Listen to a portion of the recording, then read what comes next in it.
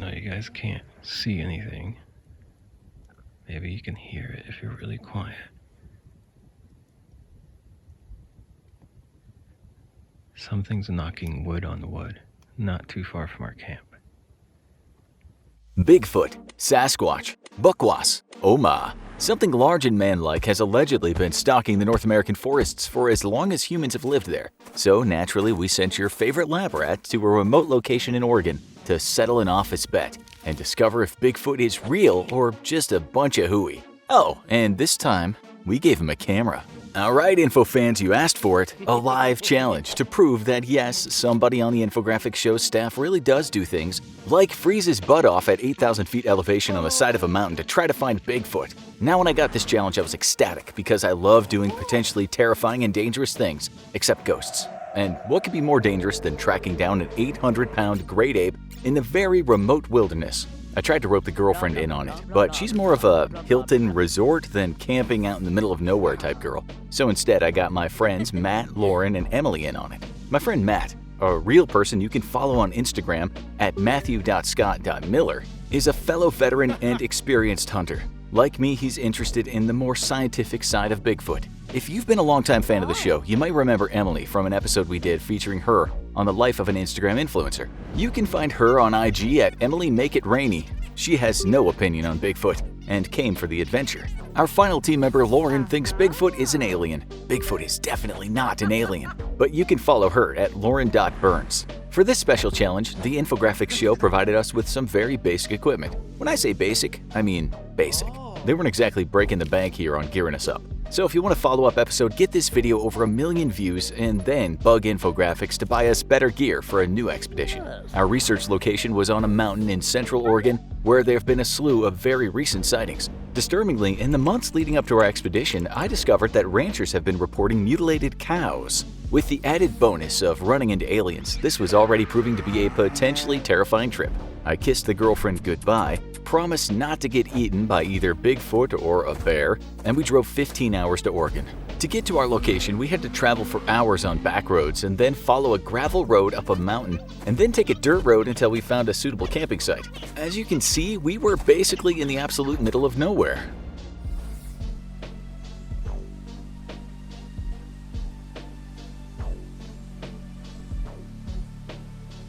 We set up camp and got a fire going because the temperature was already hovering at just above 50 degrees. And as we were in the middle of preparing a fire, though, we got a waft of something awful blowing into the camp. A very distinct sewer/skunky smell. Now, bears have a very distinct wet dog and rotting meat smell, but this was very different, and all of us described it the same way. Most Bigfoot encounter reports all start with the smell described in the exact same way, hence the nickname skunk ape that some people use. This was really good news, but a sweep of the perimeter of our campsite revealed nothing. This would only be the start of activity around our camp, though. Another commonly reported phenomenon is wood knocking sounds, as if very large branches are being used to rhythmically pound on the side of a tree. Some people have knocked back things and gotten responses. Figure I'd try some wood knocks myself, if anything just to let things in the area know that we were here. In my research, I was told that the best chance to have an encounter was close to camp, so our strategy on this trip was to encourage any potential Bigfoot to come in close. The problem with wood knocking is that Oregon's a very wet place, and, well, you can see my difficulties. Hopefully this stick doesn't break the moment I hit it. All these sticks are super soggy. Yup, shattered. Alright, let's try tree knock again with a slightly... This thing's gonna fucking break.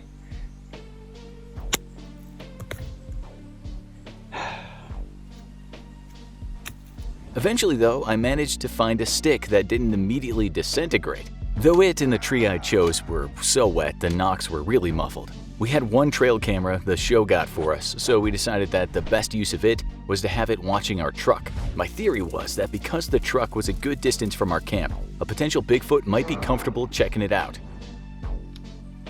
It's working.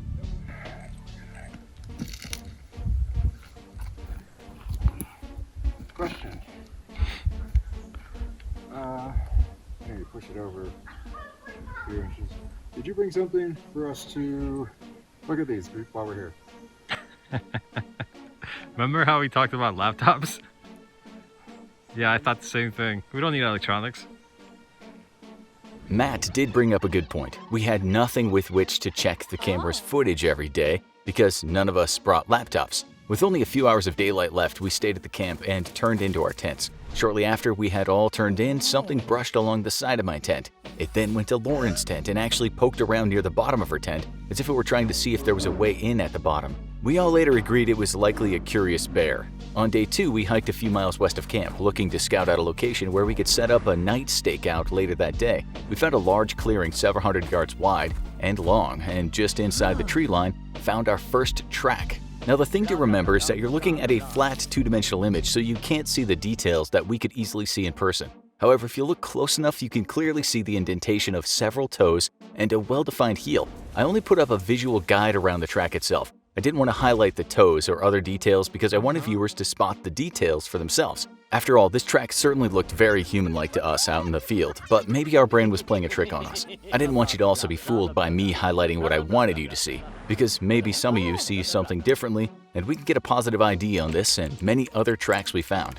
What was curious about this track was that even though there were very clearly defined toes, it was very much human-sized. Somebody running around barefoot could very well have left the track behind. Though I'd wonder who would be insane enough to be running barefoot in freezing cold weather on the side of a mountain. As we'd soon find out though, there was a significant amount of these human-sized barefoot tracks, and then Lauren offered an insight that made a lot of sense. If Bigfoot is a real animal, it probably has infants and teenagers that aren't fully grown. It didn't take very long to find what might have been a dad footprint. Again, sadly, you can't see the fine details we saw because our photograph is only two-dimensional, but this footprint stood out to us immediately. The front toes were clearly visible, as well as once more the deep heel imprint. When Matt placed his foot above it, you could also see how truly massive this footprint was. Placing his heel up where the toes were, his own toes were still a good 4 inches shy of the print's heel. What was also curious is the depth of the tracks we were finding. Simply put, something very, very heavy was leaving these tracks behind, because none of us could match the soil depth of each print, even when we tried our best. Yeah, because that looks sort of like, small toes, but toes. And the thing is, when I try to press into the soil, even if I'm pressing hard, look, there's literally no depth to my track. There's like a few centimeters of depth there. In hindsight, we should have probably brought plaster so we could have cast these prints, but what can I say? We're Bigfoot amateurs. About a half hour later, the group once more got hit by the same sewer skunky smell that we picked up shortly after arriving at our site. Then, to our surprise, there was the sound of splintering wood. Rushing to investigate, we found a tree that had just been torn out of the ground. So this yeah. is what got my attention. I looked for tracks. Because this is super fresh. That's true. If she heard a popping sound, you smelled the smell. There's a tree down. Yeah, that is. There's no other tracks. You guys don't see any other tracks, do you?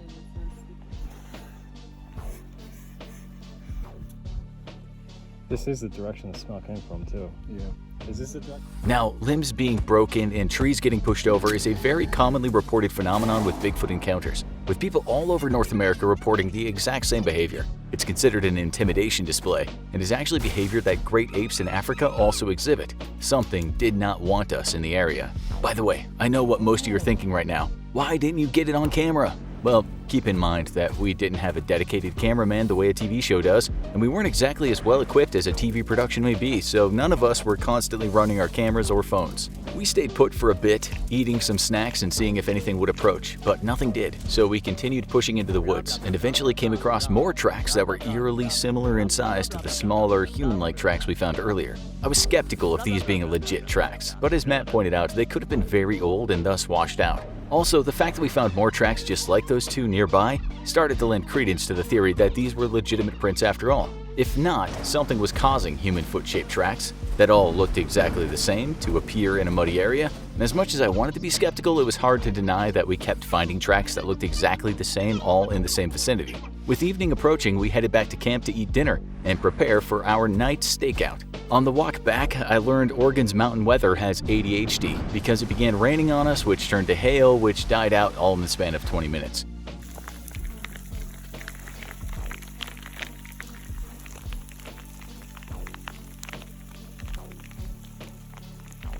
kind of sting.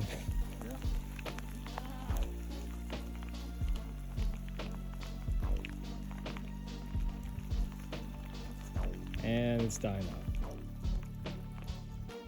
This wouldn't be the first time it happened. Matter of fact, on our third day, we went from bright sunshine to rain to hail, back to sunshine, then to rain and sunshine again, all in the span of 90 minutes. We were well prepared, but it became quite annoying to be constantly swapping rain and cold weather gear in and out of your backpack every 20 minutes. After dinner, we prepared for our night stakeout. My strategy was simple: use the girls as Bigfoot bait. Native American folklore is full of warnings that women and children should be careful out in the woods alone, as they attract Bigfoot attention. Contemporary sighting reports affirm this fact, and researchers everywhere will tell you the sound of women and children lures in Bigfoot. This, again, is also a known great ape trait, with many ape species showing a natural curiosity for women and children, and an avoidance for men, which makes all kind of sense evolutionarily speaking. All right, so this is gonna be our first night stakeout with the girls acting as bait. That's right, lots of giggling. The sun's gonna go down here soon. What are your thoughts, Emily, about being bait? Well, my thoughts are, I want to see Bigfoot, but I'm also terrified. So I don't know. I do feel good that you guys will be like pretty nearby hiding. Yeah. Protection, but One day we should bring the shotty, actually. yes. Just in case. Lauren, how do you feel about being bait tonight? Bigfoot and I are gonna be good friends. I got an apple for a peace offering. He's a lot smarter than people give him credit for. I'm more worried about being eaten by a bear, so You mean like a bear that'll be after the apples you're holding? I'll throw the apple. Actually, yeah. And run the other way.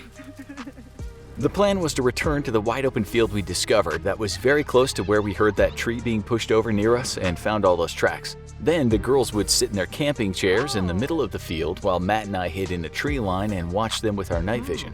Also, for safety, we'd be armed. You know, just in case. You'd think that the girls would have been afraid to sit in the middle of the field alone in the dark as bait, but they were pretty brave.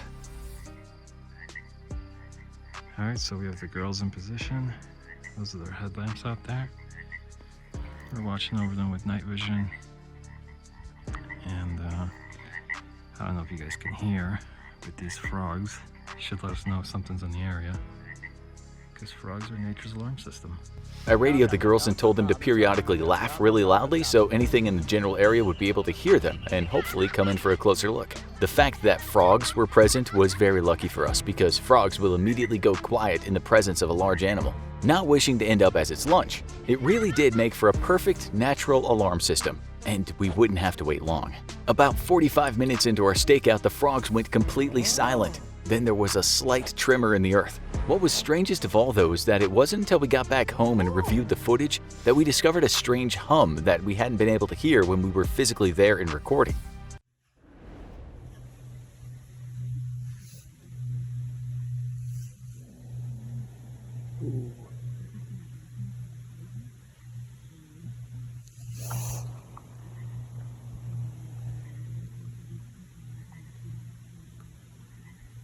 Well, the frogs went quiet for a while, and then you felt the ground shake. Maybe they felt a tremor too. I shot that clip on my own iPhone, and there's no similar humming sound in any other clip I shot out there, nor has there ever been that sound in anything I've recorded in the 2 years I've owned that phone. After the ground shaking incident, the frogs returned to normal, but a few minutes later they went deathly quiet again.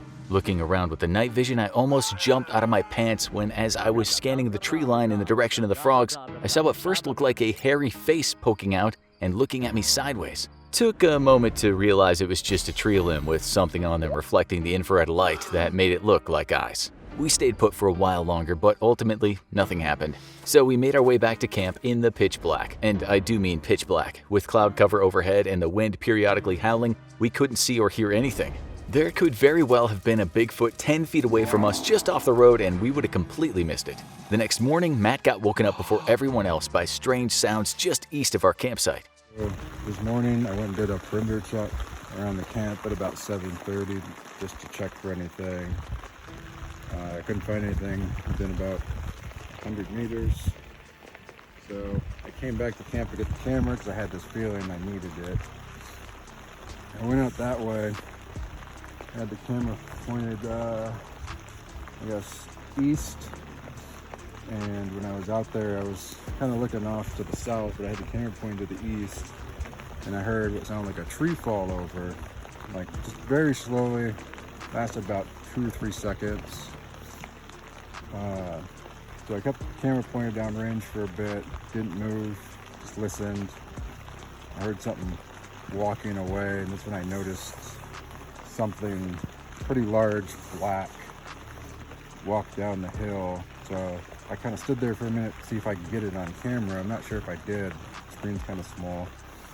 And then I just kind of went around and followed it down. It looks like it went across the road. And then I came back to camp to get everybody.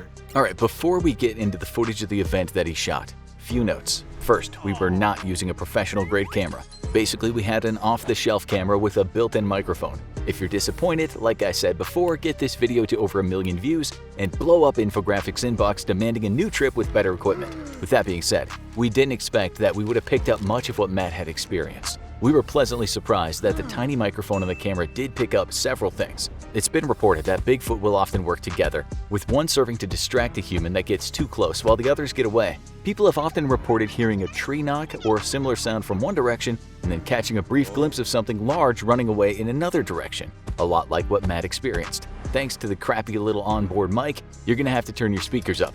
Listen for when Matt clears his throat and the sound of a knock immediately afterwards.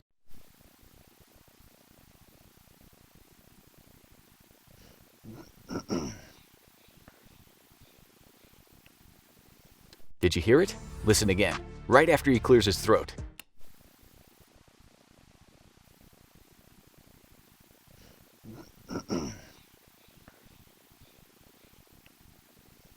Sadly, that's all that got captured on camera. Whatever large black thing Matt saw, he wasn't aiming the camera in the right direction when he noticed it. After he came back to camp and woke me up, we let the girls sleep in and went to see if we could find any tracks. The first thing we found was something that was becoming extremely familiar to us: more freshly broken branches. Now, branches break all the time in the forest, but green, healthy branches breaking off trees with no snow load or high winds is very difficult to explain, especially when it just so happens that Matt had heard branch-breaking noises that very morning. The first branch we found was about 100 meters from our camp in the direction that Matt had spotted the large black creature before it melted into the tree line. Alright, so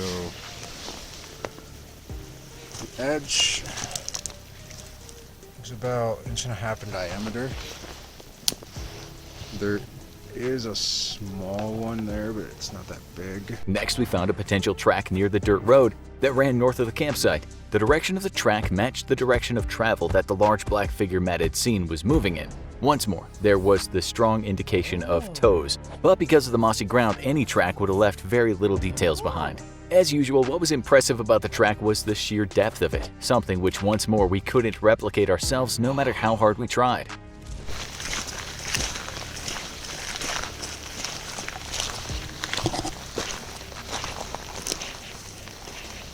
Oh, yeah, I blatantly see that. I mean, I don't know. It's not just me, like, it kind of looks like there's a few toes in there. It does.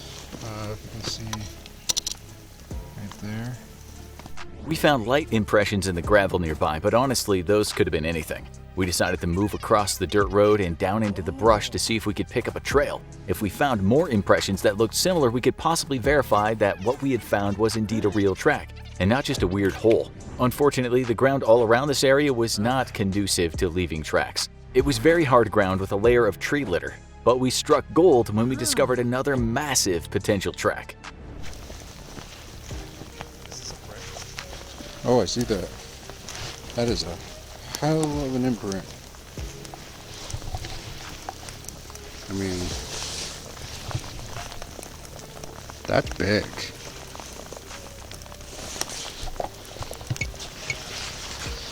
Yeah, but is it a print or is it a hole? I don't know. Here's my foot for comparison. Size 14. I mean, that's massive.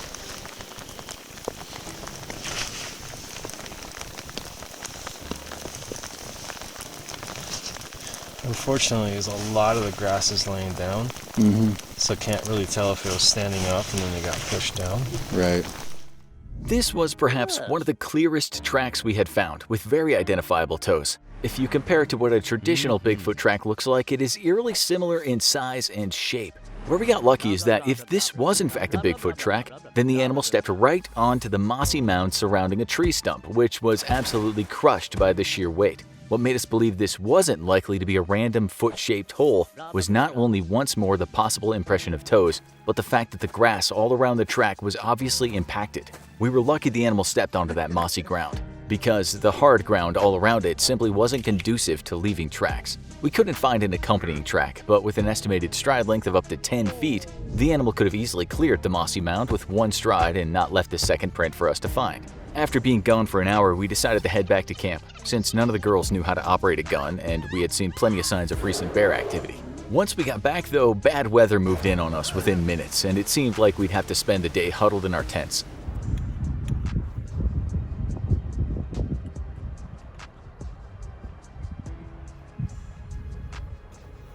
We ducked into our large communal tent and played Uno for about an hour before the weather changed its mind, and next thing we knew it was bright sunshine. And that's how the weather works when you're high up on a mountain.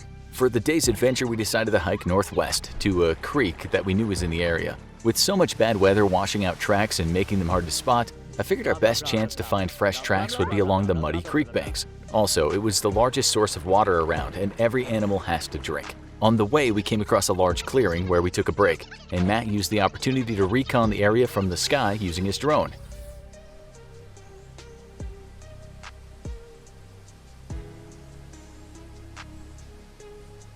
We were able to pinpoint the location of large clearings we could set up additional nighttime stakeouts in.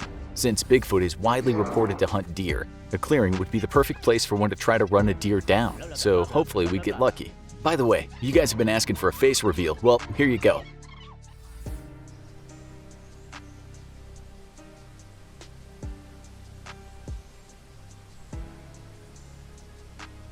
There! Did you spot me in the far right corner of the frame?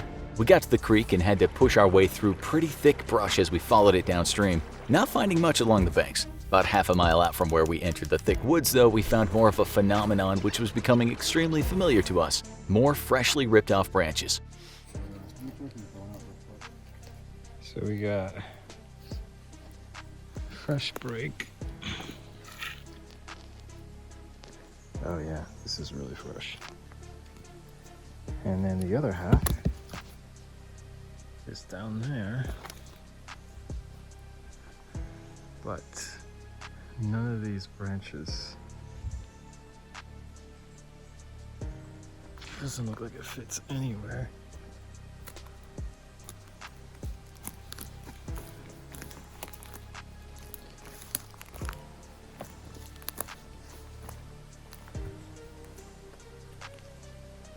I mean, this is like the size of a small tree. Of all the breaks and pushed over trees we found, this was probably one of the most interesting. And as usual, the downed branch did not match any of the trees near it, begging the question of how it got there. This tree, this limb rather. I mean, first of all, if this fell naturally, I could believe it fell naturally if this half wasn't literally laying on the floor over there. This must have been torn down and then something just ripped the other half over there off and did it very recently. This goes pretty well. Did you find As we continued to follow the creek in a southerly direction, we came across a new track. And for those skeptics watching who think we can't spot a double-step bear track, well, here you go. There's the claw marks. Yep, that's a big bear. What a nice bear print. Doesn't seem very old either. It is. It's got to be at least one day because there's spider Wow. in it. Oh, I see that. You'll notice the same thing anybody with expertise in the outdoors will. This bear print looked nothing like the human-like prints we were finding.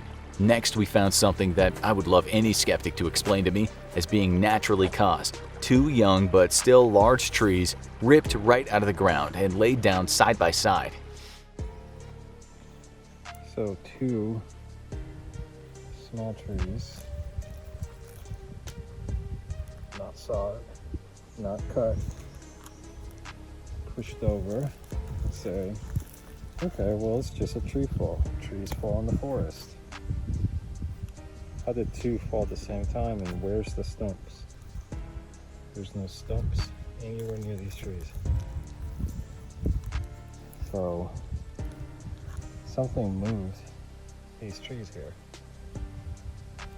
Lauren thought they might have been the tops of still living trees, which was not a bad hypothesis since she could spot one tree close by that had its top missing. When we investigated though, the break pattern on that tree didn't match the break patterns on the ones on the ground, and the species of tree was also wrong.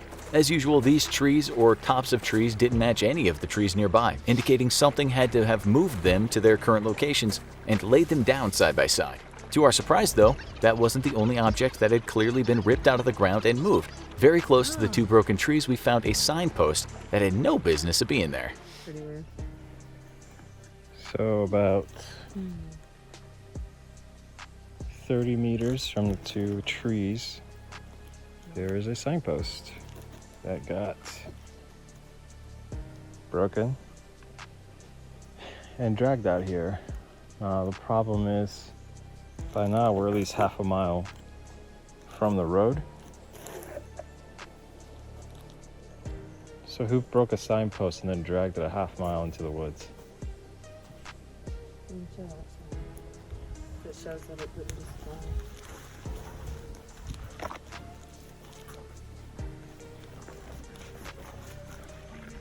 Okay, second question.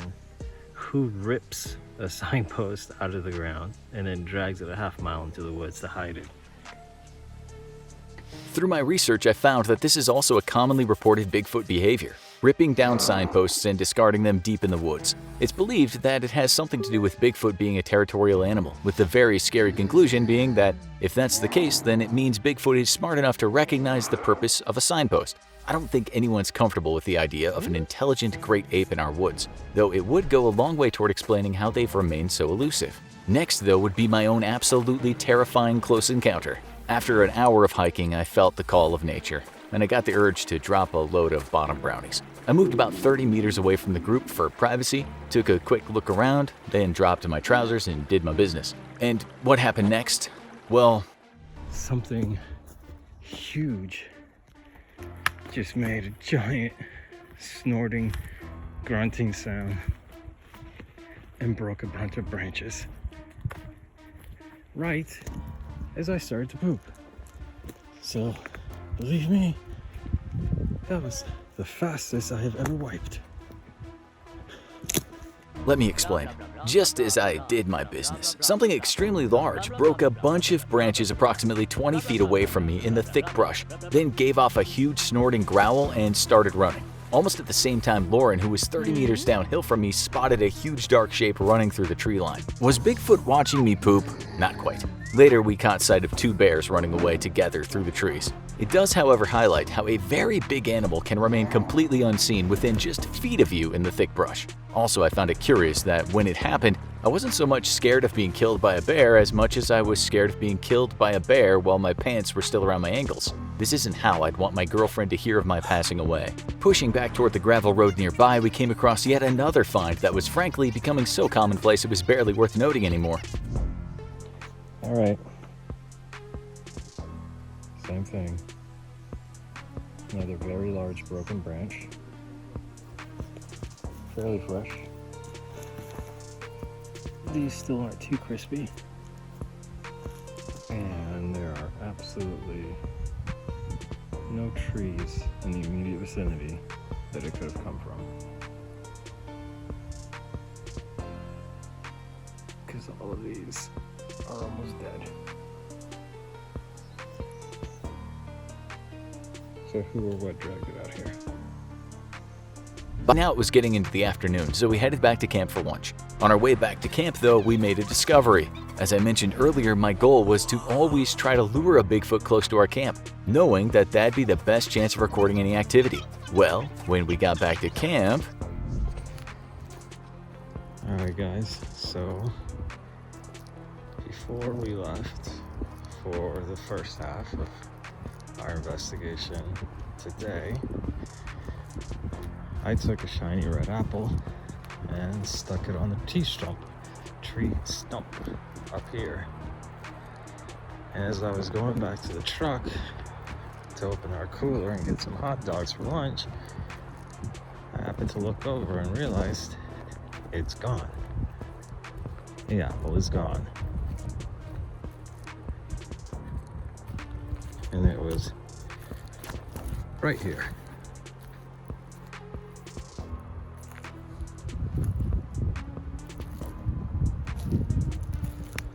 Looking for prints, impressions.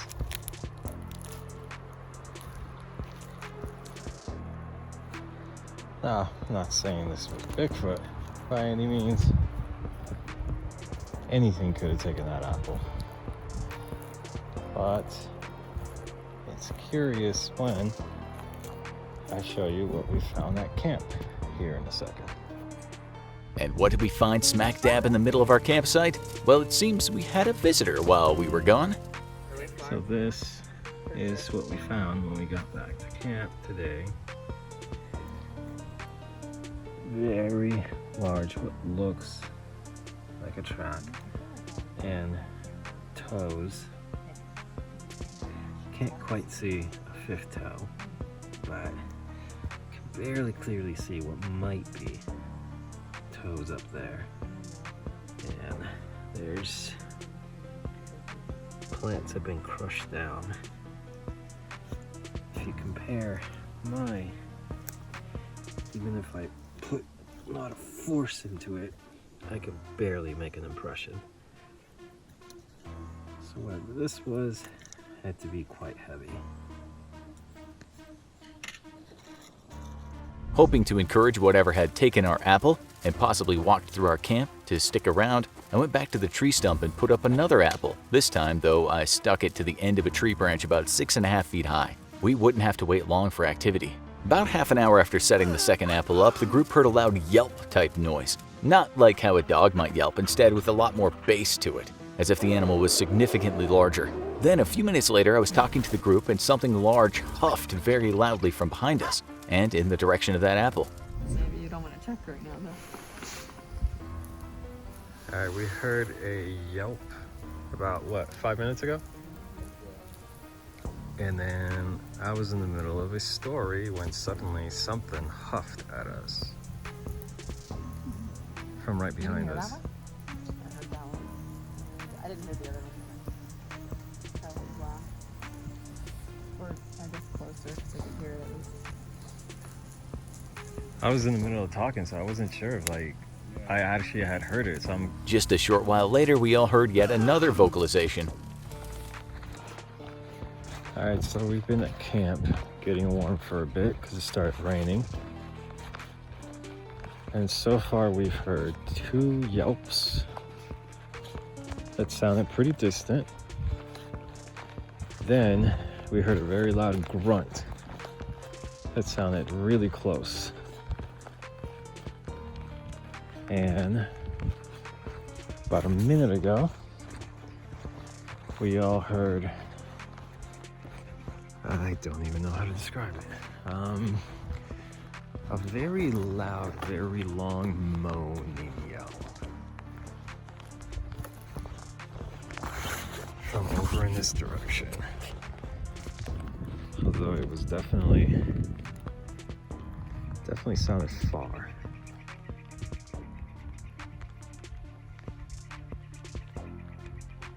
We're planning on doing a night stakeout in that exact direction, as a matter of fact. So hopefully we see what made that sound, because that was eerie. About this time, I had a hunch that I should check our apple gifting spot. So guess what? we came back and the second apple that I put up, I stuck it up here, is gone. And that is, can you stand in for height comparison? How tall are you? I'm 6'2". 6'2", so it's about, what, 6'6" or so? Yeah. That second apple wouldn't stay missing for long. Alright, so we're still where the second apple got taken. We have walked this road down to our camp at least 4 times today. And I've personally walked it 2 times extra. And when we just noticed that the apple was taken, which was about an hour and a half after I set it out there, there's a fresh branch on the road, which is kind of weird. You found the apple?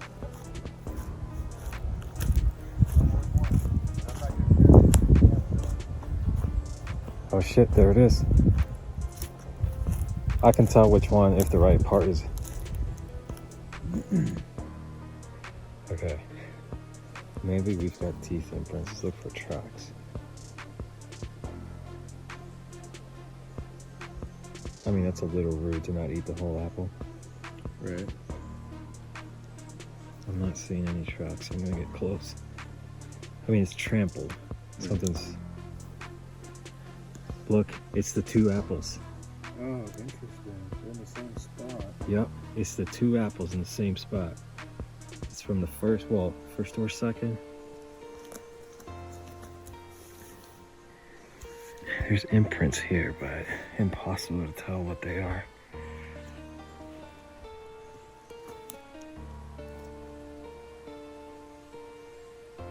What do you think? What was most perplexing, however, was the fact that whatever had eaten the first apple had eaten all of it, including the core, but took the time to peel the skin off where the sticker was. Possible. It could be a squirrel. So what if, alright, something ate this entire apple, because obviously this is not part of that. Something ate this entire apple, was smart enough to not eat the sticker, so it discarded the sticker. What if it comes back with a second apple, takes maybe 1 or 2 bites, and then just tosses it? And then, yeah, the rodents could easily get to it then. Yeah. Definite tooth mark right there. Yeah, I see that. I just have a very hard time believing that rodents would eat everything except the sticker and leave it. It's so perfect, you know? There's not even any chew marks on it whatsoever. Yeah. And they would use just that.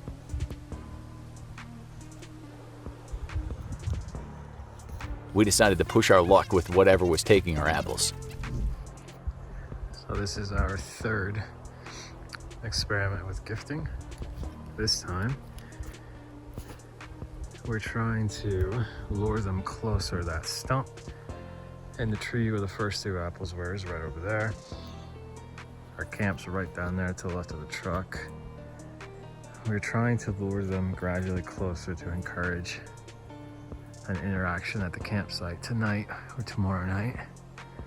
But this time, we want to eliminate the possibility of rodents. So we thought, let's string a banana up tall enough that a normal animal can't get to it, and in a way that a squirrel can't simply climb up and pry it loose. So we have the banana hanging up. Now, my only concern is that bananas are obviously not native to Oregon. So it might be a little confused and maybe won't see it as a food item. But maybe you'll get curious. Sadly, the banana was never touched, but in an attempt to disprove that our apples were being taken by squirrels, deer, bears, or anything normal, I made a bit of a shocking discovery. So Matt brought up a good point about squirrels taking our apples. This apple has been perched here for the last... When did we put this one up? Yeah, so this apple's been here for 2 days. Completely untouched. If we got apple thieving squirrels out here, you think they would have gone for this one by now. And yet, nothing. Now it just so happens... Oh shit. Hey, my other apple's gone. I did. I put it up yesterday. Okay, so all the apples that are not around the camera are all gone. But the one apple that's close to the camera is still there. Yeah, I should have checked that apple earlier today. I kept checking it yesterday and it was still there, so I figured, whatever. I'm not gonna check it today, it's probably still there. Now it's gone, and I put this one up high. Like, I climbed up on here. You can still see my scuff marks. And I stabbed it right up there. Okay. That's Now, That's got to be like 8 feet up.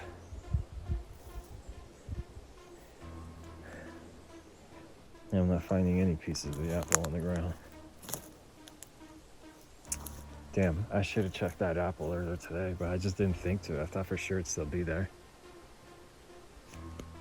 Someone, please start explaining in the comment section why any known animal would take all of our apples, even the one placed over 8 feet high up in a tree, and yet completely ignore the apple 10 feet from our trail camera. Couldn't be because of our scent, because our scent was already all over the apples and the trees I placed the apples on.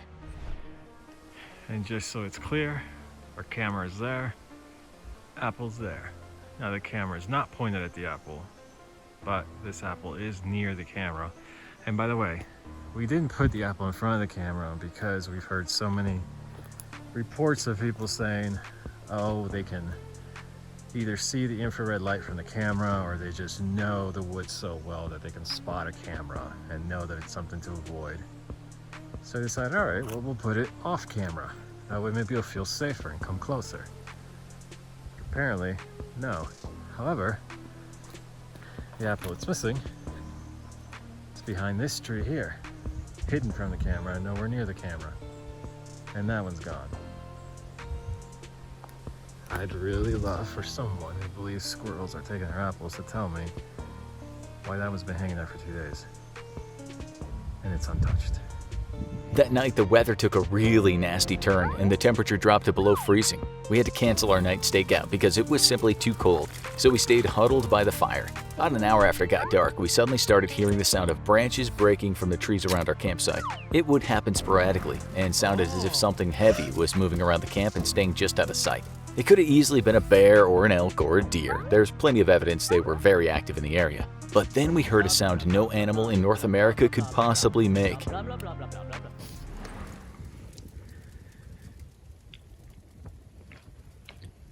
Alright, I know you guys can't see anything. Maybe you can hear it if you're really quiet. Something's knocking wood on wood, not too far from our camp.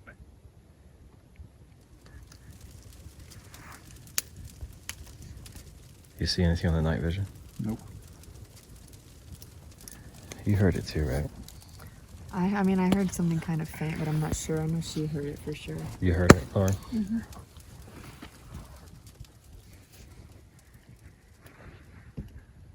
I know you can't see anything, but hopefully you guys can hear it if it sounds again.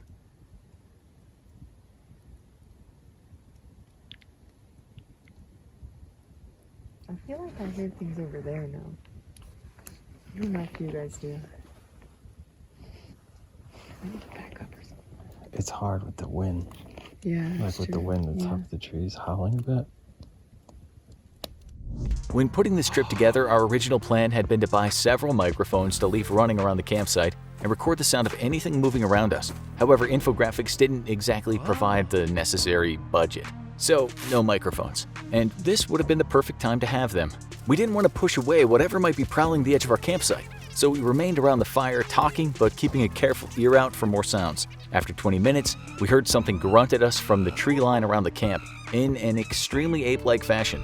I'd given the night vision to Lauren because she was sitting facing in the direction of all the activity, but she never used them before, so she wasn't sure how to work them. After the grunting sound, she started scanning the tree line with them, and I reminded her to make sure she was recording. Now, this next piece of evidence is by far the most controversial, and there's several reasons for that. One is the fact that I hadn't properly trained Lauren on how to use night vision. So when she hit the record button, she thought she was in video mode and instead was in photo mode. Next is when she captured the image that she did, the night vision was at maximum magnification, leading to a huge loss in resolution. And here's what she captured. To tell you the truth, I don't know what this image is. It looks like the classic blob squatch, and you can see what appears to be a cone-shaped head, one left arm, and a very large, bulky torso, which matches the common description of Bigfoot. When she captured it, even Lauren herself said as she was staring at it that she thought maybe it was just the way the lights and shadows were playing through the faraway tree branches. Thinking that she was recording video, she turned away from the figure for a few moments and then swung back, figuring that, like my fake Bigfoot face that scared the daylights out of me the night before, if this was just weird trees, then the figure would still be there. I can only tell you what she told us because, again, she wasn't recording video, even though she thought she was. Upon swinging back to look at the same spot, the figure was gone. Interestingly, we also stopped hearing anything coming from the tree line. So, was it weird shadows? Honestly, could very well be, except we couldn't find them again. It's also very coincidental that after this mysterious blob disappeared, we also stopped hearing any more sounds around us. That wouldn't be the only weirdness that night, though. Alright, show me the walkie again. Alright, this walkie's off and it keeps beeping at us. Yep, the walkie's off and yet it keeps beeping. And the other one's over here, And the other walkie's there.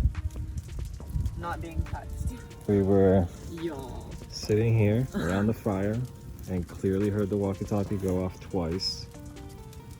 Couldn't have been that one. because it's right there. I'm just gonna keep this one here. You guys. Put that one there too. And this one was Oh in no, the I tent. want that one Oh, there. okay. So it beeps. I'm putting fucking fire because it's turds. Yeah, I mean, they don't work anyway. Thank you. I got about enough of this. I started it. Honestly, I don't know what to tell you guys. The walkie-talkie was turned off inside a tent and kept going off as if someone was calling to it, followed by the brief sound of static. Maybe Bigfoot was trying to radio us to ask that we don't eat all the s'mores. After breakfast the next morning, our camp got hit by a huge waft of very stinky sewer-like smell. It was coming from west of our camp in the direction of all the sounds we've been hearing the day before. So Emily and I took off to investigate, knowing that a skunky smell is a commonly reported sign of a Bigfoot. You smell it now?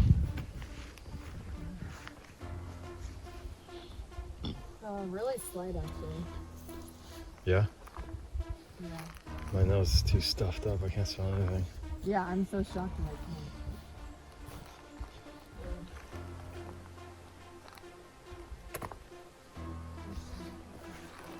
Somewhere in this direction.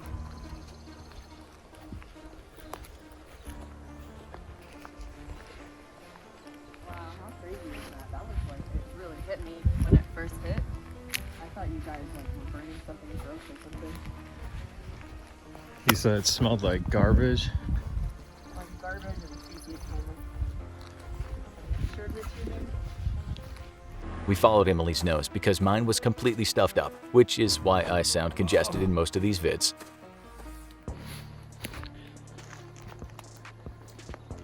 It made me think like a big animal just pooped in front of me while a dumpster was there. I don't know if that makes sense or is a good explanation, but that's what it was like. This is a cool area back here. Oh, I wish I could touch a different thing.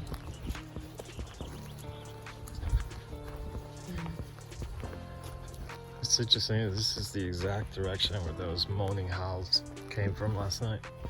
Oh yeah. Well, isn't this the direction of the print as well? The first one that we found, yeah.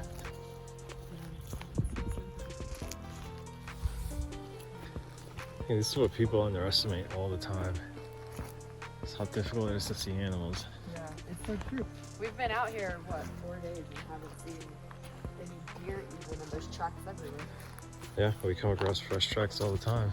And the closest we got was that bear last night, or yesterday. We saw 2 chipmunks and there's tracks of all animals. Yeah, if you look at those, this is crazy. Did you hear that? Yeah. Where'd they come from? Here. Been there. All right. We don't have the gun on us. Yeah, I was thinking that. We should. That was weird though, it was just like 2 steps and then it Hold on a stopped. sec. I'm gonna try to zoom in. Oh shit, the camera can't see it. Oh. There is one tree that's moving way more than the other trees. It's slowing down now, but you see straight ahead in that gap between the 2 pines, Oh yeah, I guess so. there's a tree behind them, and it was moving pretty violently like a moment ago. The camera can't pick up that detail.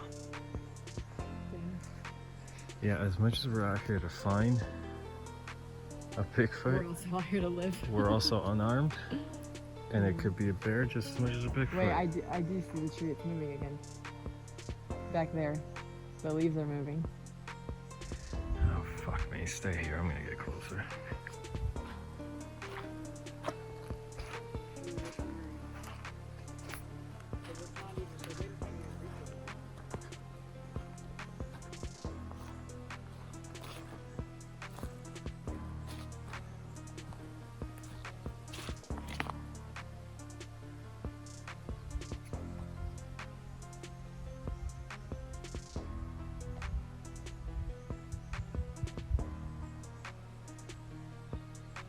I'm not going in there unarmed. I don't see anything, but I'm not going in there unarmed. It's a good thing the girlfriend wasn't with me because she would have killed me herself if I tried to get near that shaking tree while unarmed. In the end, we decided that whatever was moving that tree and giving off the skunky sewer smell could be a bear as much as a Bigfoot, and decided to head back to camp. We made the decision that morning that we had to cut our trip short. The night before, the temperature dipped way below freezing and stayed that way until 9 a.m. or so. Plus, we could see a very nasty looking weather system moving in. We just weren't prepared to deal with that much weather and decided it was better to be safe than sorry. Before leaving though, we went on one last hike north of our campsite. As soon as we got to the gravel road that was several hundred meters north of our camp, we found yet another massive, freshly torn down branch thrown to the side of the road. So we found another. It's definitely a branch because of the way it's flat on one side. It's not a tree. Still pretty fresh. We actually moved it. It was originally laying lengthwise this way over here. And the thing is, it doesn't actually match any of the trees around here because these two are the only trees of the same species. But this branch is way too big to have come from any of them. So it could only have come from a much, much larger tree that's just not anywhere near here. Because all the trees over here are the wrong types. So this might have been one of the breaks that we heard last night. My question is, what in the world dragged this all the way over here? Sadly, that was the end of my Bigfoot challenge. For the second time in Infographics history, I was almost eaten by a bear, a detail the girlfriend will only find out about when this video goes live because she'll end up freaking out. When I got home, I gave her a big ol' hug, and after giving me a huge kiss, she immediately pulled away with a loud "ew" because I hadn't showered in 5 days, and it smelled like it. She practically put me through a hazmat decontamination before I was allowed to cuddle with her and tell her about my trip. Now, she's a big skeptic about Bigfoot, but when looking at the big picture, even she had trouble explaining all the things we documented and experienced. And that's really the thing about it all. Individually, each piece of evidence can be disputed, but on the whole, there's not a single skeptical explanation that can account for all of the phenomenon together. Oversized man-shaped tracks with soil depth impossible to recreate in the same area as ape-like grunts, yelps, and howls, freshly torn off tree branches, some of them weighing 100 pounds or more, deposited in areas nowhere near matching trees, wood-knocking sounds, and trees being pushed over in traditional ape-like intimidation display behavior. Put it all together, it's very difficult to explain how all this anomalous phenomenon was occurring in the exact same area at the exact same time. I'm not saying we discovered evidence of Bigfoot in Central Oregon. I didn't personally see one, so it would be irresponsible to make that claim. What I am saying, however, is that a phenomenon exists in Central Oregon that just so happens to recreate phenomenon reported for hundreds of years and attributed to Bigfoot. Now, go watch The First Time I Might Have Encountered Bigfoot and Surviving 72 Hours in a Forest Alone, or click this other video instead.